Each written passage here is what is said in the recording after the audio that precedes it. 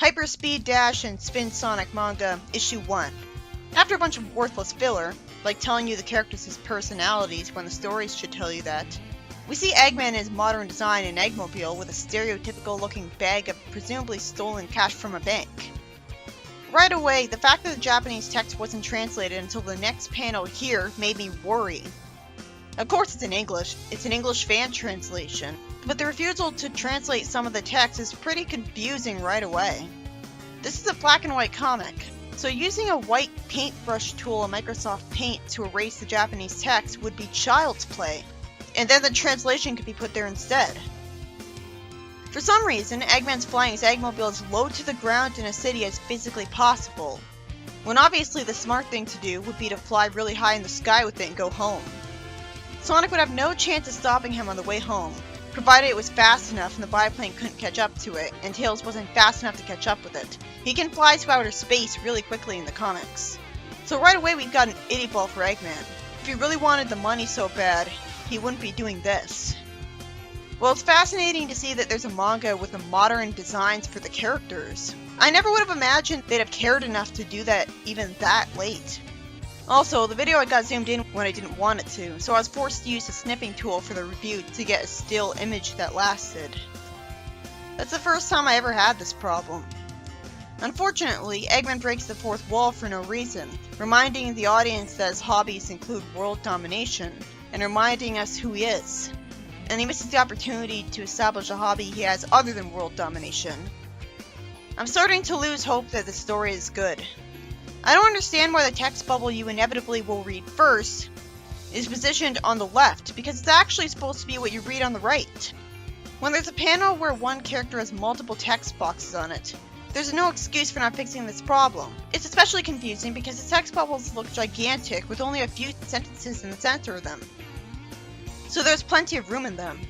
I could have fixed this by putting the panel Microsoft Word after using the snipping tool on it, and isolating the words of each text bubble, and putting those words in the other text bubble by having the isolated parts be in front of the panel.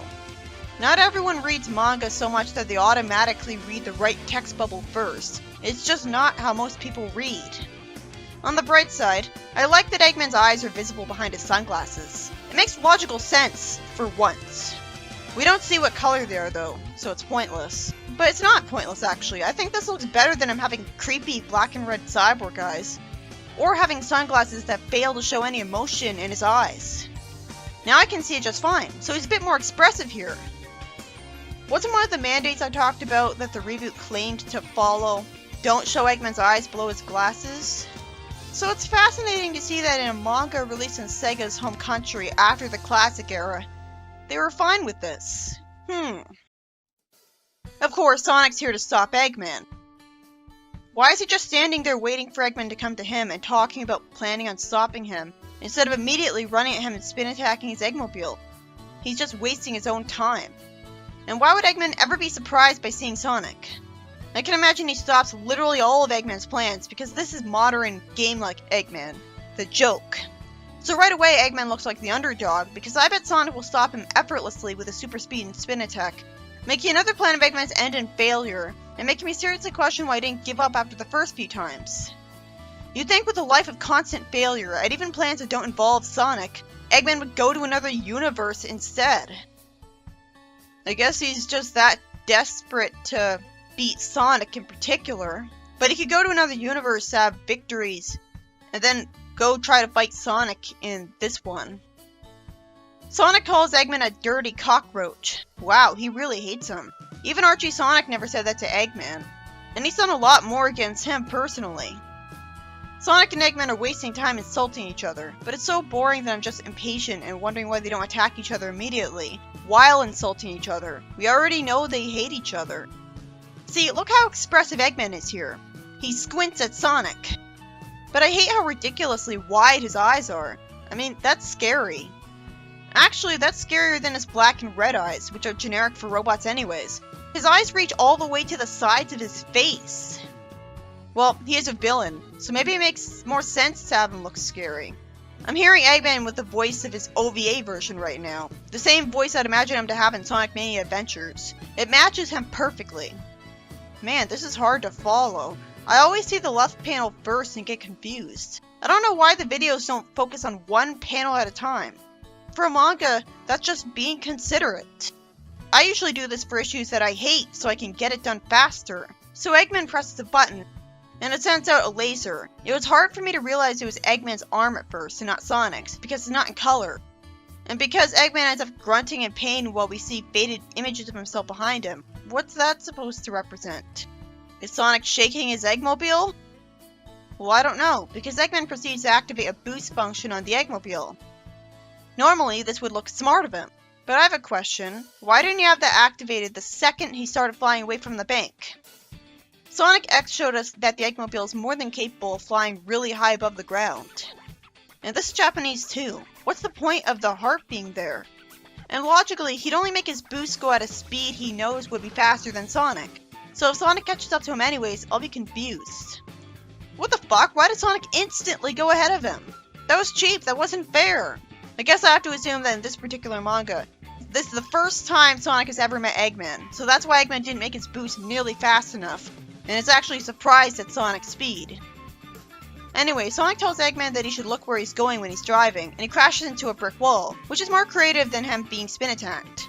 Now I have to assume he had rings, because otherwise there's no way he'd survive that. I have to assume this all takes place in Station Square. I like how unique it is that the story takes place in a city, because usually Sonic stories are either in more nature-filled settings, or polluted factories, or a small little village. Eggman suddenly humiliates himself by grabbing Sonic by the shoulders crying and telling Sonic he has to let him off the hook, saying that the devil made him do it. I don't like this religion being referenced in Sonic, and this is clearly not a world meant to reflect reality. I also hate the anime-style thing where a wailing person cries huge gushers of tears. If someone did that, they'd expel all the water in their body and die. I always hated animation that's totally unrealistic trying to portray emotions in a really exaggerated way. It always takes me out of it. I think that's why I stopped watching the Pokemon anime as a kid so quickly, because it was so annoying. Well, Eggman really is being humiliated here. It at least makes sense that he's humbling himself because this is his first meeting with Sonic. So he doesn't know Sonic won't kill him if he doesn't pull a Dr. Wily and try to appeal to— oh, never mind. Eggman says that Sonic keeps thwarting his evil deeds. For fuck's sake! Why did his boost suck then? That's ridiculous. What's also ridiculous is that Eggman expects me to believe he has no money. If that's the case, how does he make his Eggmobile? That'd be expensive. I guess he bought the materials when he didn't have money, and that was before he became a villain, but that can't be true because Sonic would have kept damaging the Eggmobile and he wouldn't be able to afford repairing it after the first time. Eggman has to be getting money from somewhere on a regular basis. I can't imagine any homeless shelter would want to feed him. He'd be wanted by the police. So instead of explaining where he gets his money, like from a black market that's gullible enough to believe he'll get in power and reward them, the story has things make even less sense. I can only give the story the benefit of the doubt by assuming that Eggman is lying to Sonic about not having money, but Sonic has no reason to fall for it. I don't understand why Eggman's humiliating himself. This makes Boom Eggman look like a dignified, menacing threat. It took a while of staring to get what the next panel was trying to show me. Eggman squeezing a tube of white stuff on Sonic's shoes. So he put glue on Sonic's shoes, right? So that means the reason he was wasting time groveling was so that Sonic would get into the habit of standing there doing nothing, and therefore suspecting nothing else from him. So he was able to get close enough to Sonic to do that. Okay, that's actually a smart plan of his. This better be the only reason he was groveling, because if he's dealt with Sonic before, he should know by now that Sonic is too stupid to just kill him. The last time Sonic's feet were glued to something, Sonic easily jumped out of the shoes themselves. Actually, maybe what happened was that he moved his feet so that they weren't fitting in his shoes tightly, like he was just getting out of them. And then he pushed down on the spring below him with his feet, and the spring sprung away from his shoes as a result. They should have explained that. Here, Sonic isn't stuck to a spring, but if I've learned anything from last time, it's that Sonic could just step out of his shoes anyways. Now, if Sonic was barefoot, he would be more inconvenienced. Even then, he's in the middle of a city. Someone would go get help for him. It's amusing that Eggman's laughing evilly after what only amounts to a petty prank. Sonic tries to lift his shoe out of the glue, and only lifts it a little. I don't care if it's called ultra strong glue. Him being helped would be inevitable if he was left glued to a city street. Eggman's only chance of benefiting from this would be if, before Tails could come over with an antidote, he'd be fast enough to bring a robot here. His Eggmobile should be totaled by now. I guess he'd want a robot to capture him to potentially brainwash him or force him to work for him. If Eggman was actually smart, he'd have a ray gun or a way to shoot lasers from a device on his wrist whenever he wants, which Boom Eggman and Archie Robotnik can do. So this guy has no excuse. If Eggman was remotely smart, if this was some other version of Eggman, he'd kill Sonic here and easily win. He could reach over to him and break his neck. If he thinks that this is too easy of a way to kill him, then he wouldn't have bothered gluing him to the floor in the first place, because that's a way too easy way to kill him. At first I scrolled past this by accident. Sonic lifts his shoes so that he lifts the concrete right out from the road below him, so he won't be really inconvenienced by the glue, aside from having to get rid of the concrete eventually to watch his feet. I guess he lifted his feet up in a much stronger way than other people because he's stronger than he looks. It might have to do with the fact that he can run at Sonic's speed, and so he can attack at Sonic force. So his attacks are stronger, so he's stronger. I'd expect this more from Knuckles at this point. Huh? It would have actually made sense if he just walked out of his shoes. But no, it's not that hard to take off your shoes. Eggman's just as annoyed with his convenient Deus Ex Machina as I am. But he's also surprisingly smart because he thought to keep a hoverboard in his Eggmobile, long before Sonic Riders, I guess. Which is apparently fast enough that Sonic can't instantly catch up with him, even though the boost on his Eggmobile that he was super proud of wasn't fast enough. Now this is really confusing, probably because there's no color. To the left of Eggman as Sonic's running after him on the road, a road that's held up by pillars, is some kind of tunnel that has someone looking out of the windows in it, like it's a house. And for some reason Eggman's face is on it, instead of long since being painted over. And there's a wet paint sign, and a text bubble saying Sonic Hoi Hoi.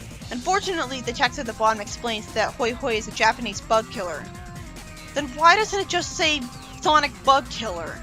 The translation could have done that, and that would have been faster.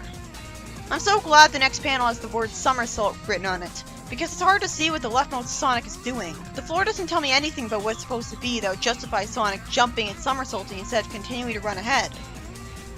The floor doesn't look like it's, like, water. This art sucks. He says he'll get Eggman next time. And Eggman says there's no way he can make it out of that tunnel, and when he reaches the end, he'll blow it up.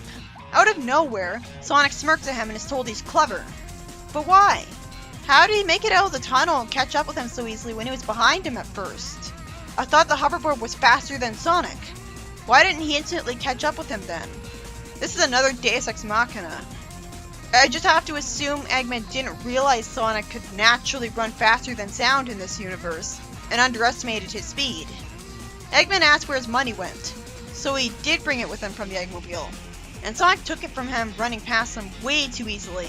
Why did Eggman think he couldn't make it out of the tunnel if apparently all Sonic had to do was keep running and chase him to get out of there? Was he really that slow on his hoverboard? I guess the only thing dangerous about the tunnel was that it could explode, and there was actually nothing in there to hold Sonic up.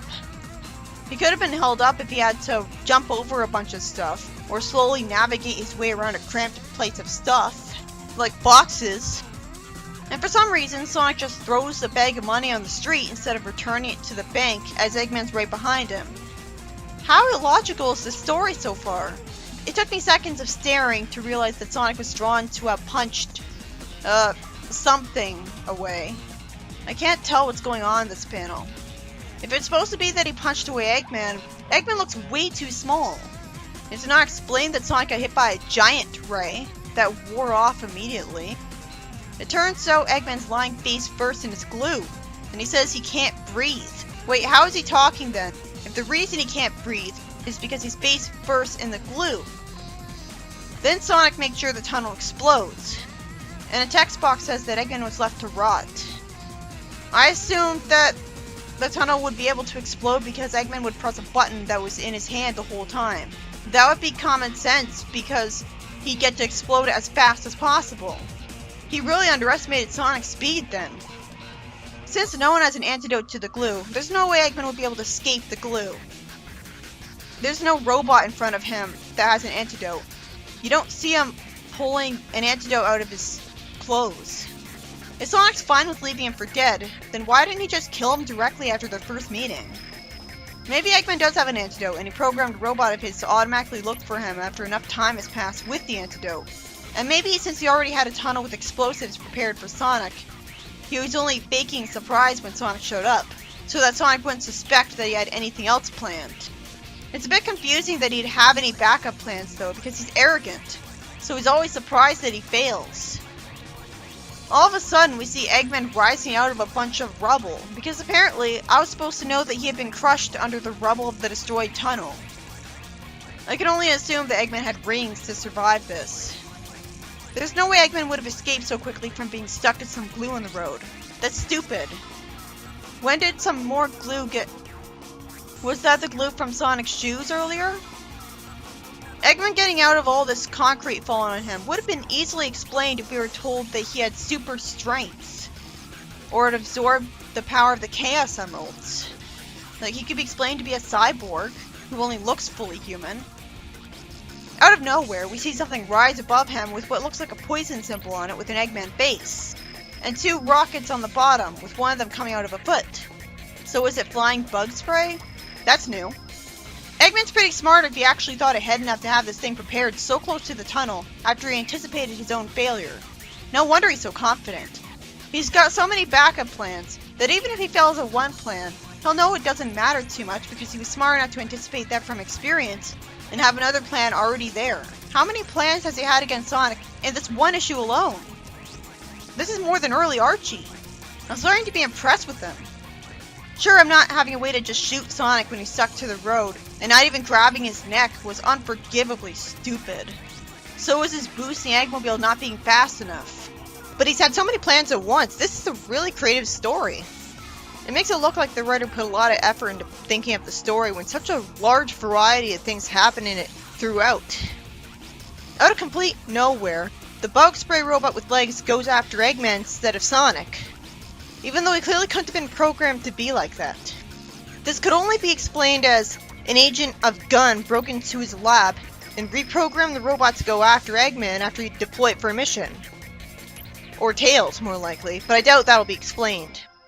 So I'm gonna have to count this as a huge plot hole. Eggman wouldn't make a robot that attacks him instead of following his orders. That's too big a glitch to happen by accident. Self-aware perfect AI is a pipe dream at this point. Scientists don't think we'll get that far until 80 years from now. So there's no way robots and AI can become self-aware by accident, because apparently it's that hard to program on purpose. There's like a 0.1% chance of that happening. Also, there's no way in hell that the bug spray meant for Sonic wouldn't be lethal. Somehow, Eggman's still alive at this point.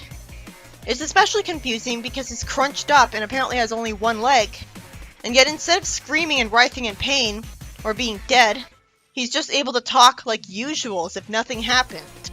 If he had rings, he wouldn't have been injured. Actually, maybe he does have them, and they heal you right after you're hurt, because he's magically fine the next panel. Yeah, that's how slapstick fails. When the characters don't even give a shit.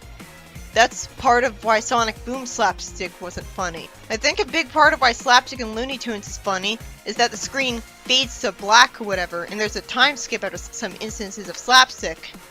Especially the Wile E. Coyote cartoons. So you're not feeling like the slapstick is a pointless waste of time because the protagonist is invincible. You feel more like there's consequences. You could pretend that after the scene ends, the next time we see him, he's either had enough time to heal, or he's a different universe version of himself. If you feel like the character's actually invincible or instantly heal, like they just laugh it off after being burned by fire breath, then the slapstick is pointless and confusing, so all it does is damage the story at that point by having it make less sense. Eggman himself isn't suited to such slapstick because he's a human, an organic being. It'd obviously make more sense if a bunch of robots were going after Sonic instead of him. Not only because they'd be way smarter of Eggman, but also because then the robots could be defeated just fine, and there could still be a villain of the story afterwards. The robots could look and act like Eggman, like we saw in Metropolis Zone's boss fight with all the fake Eggman. So the story could still have the appeal of Eggman. Eggman's not looking like he did when the rubble fell on him anymore. He's able to run away from the bug spray all of a sudden, just fine. The bug spray robot says that it was programmed to destroy all cockroaches, continuing with the pathetically unfunny joke from the start of the issue that is unfortunately an attempt at a running gag, when it obviously ran its course the first time. Reusing the same joke just makes you look lazy. That doesn't justify this. He wouldn't program it to go after him. Eggman would obviously be programmed as an exception to every killer robot. Eggman goes to Sonic for help, naturally because Sonic hasn't killed him yet, so he obviously values his life, since he agreed to save him without hesitation. Although he tried to kill him when he blew up the tunnel and left Eggman glued to the road. So, Sonic grabs Eggman's hand and stupidly goes to save him. Unfortunately, Sonic says that he's doing a Sonic and Meatball Salt, because I never would have guessed that he was doing a somersault based on the art. So there's an explosion with the robot being defeated in one hit. That does make sense if Sonic's faster than sound. Enough interesting things happen in the story that I think I'm able to forgive the robot being defeated in one hit. The whole thing could be considered an action scene, because Sonic was still in danger the whole time. And Eggman is sent away from it steaming and says that was cruel. How does he survive this? He just keeps collecting invisible rings after losing them in this story. Either that, or rings have to work like Sonic Blast rings in most Sonic continuities, where you only lose 10 of them every time. And Eggman has a lot of them. It's only smart of him to stock up on rings beforehand. So that story was a bit confusing, but it's also surprisingly varied in all the different things happening. So I'm always engaged and waiting to see what will happen next, because the whole story takes place in the action. The pacing is kind of fast, and Eggman looked like an actual genius when I realized just how many backup plans he had prepared for Sonic. But there's no way he wouldn't have a way to shoot lasers whenever he wants by now. He would have shot Sonic to death the minute he got glued to the road. So it shouldn't have been written that he got glued to the road then. Something else could have happened. There is the most common plot hole in the series constantly happening, where a character survives slapstick to make the rest of the plot happen, which can easily be filled in with the assumption that he has rings, so that's not a big deal. Still, we wouldn't have this problem if the story had done one easy simple thing and had it be robots instead of Eggman going through all the slapstick. I like that I get to see Eggman's eyes behind his glasses. It lets him be more expressive, which lends itself well to a cartoon, and he's kind of more intimidating that way sometimes. I love that they're all in their modern designs. The story was exciting, but I have a cocked eyebrow when typing the summary, and that's gotta be for a reason. Sometimes the story didn't make sense. There's no way Sonic would have been able to escape from the glue that easily by just lifting his shoes and the concrete with it. It'd have been way simpler if he just walked out of the shoes. It'd have been interesting to see him in his socks all story. And you'd think Eggman wouldn't have been caught up with by Sonic if his Eggmobile was boosting, especially not right away, when his hoverboard wasn't caught up with until much later when it needed to happen so Sonic wouldn't get blown up in a tunnel. So there were a lot of Deus Ex Machinas where Sonic escaped the situation too easily. If Eggman's boost sucked because he underestimated Sonic's speed, he should have explained that he made the Eggmobile boost before he made the hoverboard, and he had the hoverboard go faster than it just in case, and he still did the best he could with the Eggmobile. None of Sonic's victories felt fair. They always came out of nowhere and confused me instead of making me happy. The absolute worst Deus Ex Machina was that Eggman's creative bug spray robot went after Eggman instead. That was so stupid. It could have made sense if we were told that someone reprogrammed it against him, like Tails. Even then, there's no way the bug spray wouldn't be lethal, or not even require a hospital visit, or else what was the point of him making it? Why would he want to simply spray bug spray at Sonic? And fuck the running gag of this story. I don't see how it was funny.